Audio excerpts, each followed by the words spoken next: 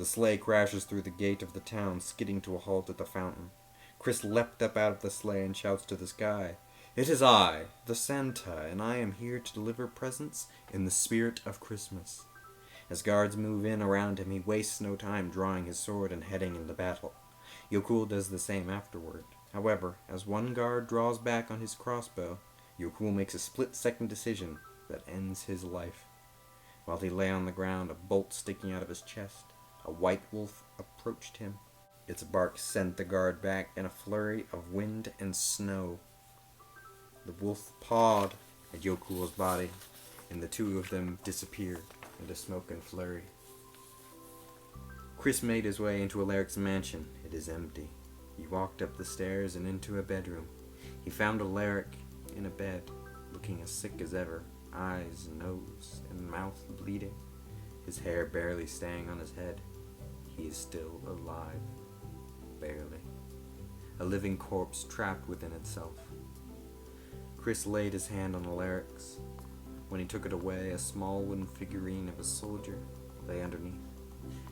On the roof, Chris came face to face with the prisoner, with a Krampus. The prisoner mocked him before summoning a sleigh pulled by a horse-sized wolf and riding out of the town. Chris did the same with his sleigh and made chase. The two rode for ages, past the forest, onto the mountain, and up onto a ledge. Chris was so distracted that he didn't notice that Krampus was leading him off a cliff. The two groups start falling, however, miraculously, the two start riding in the air, as if the skies themselves were a road. Chris was finally able to get close to the prisoner and tackled him off his sled and back down to the mountain below. Chris stood over the prisoner as he rose. The two stood opposing each other, not saying anything. Then, quick as a flash, the prisoner summoned two daggers from thin air and charged at Chris. There was a slash, and then there was calm. At first, the prisoner thought he was successful, but when he looked down, he noticed that his right leg had been severed. Chris told him that he wished it didn't have to come to this, but the Krampus just smiled and said that this was always meant to happen, and that they'll meet again. He then let himself fall off the mountain towards God knows where.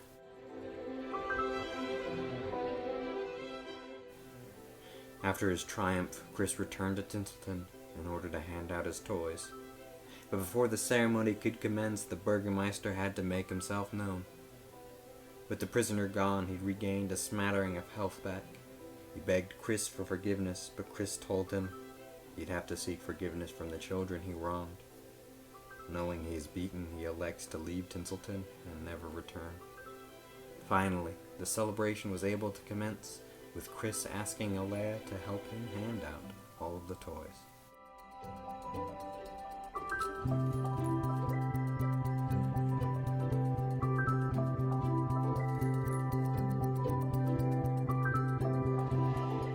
In a white void, Yokul awakened.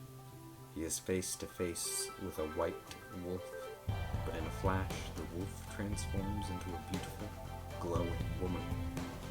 He told Yokul that both his betrayal to Chris and his sacrifice for Chris has allowed him to live on, but not as the man he once was. He is transformed into a young, blue-skinned boy with pointed ears. Yokul is reborn as Jack Frost.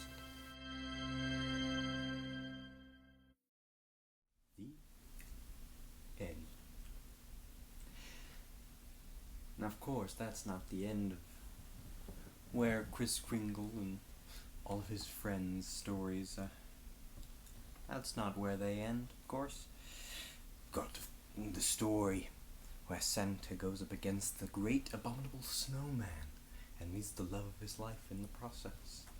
Got the story where he loses a mystical object with great power and falls in the hands of a small Londoner who has to fend off an army of dark elves.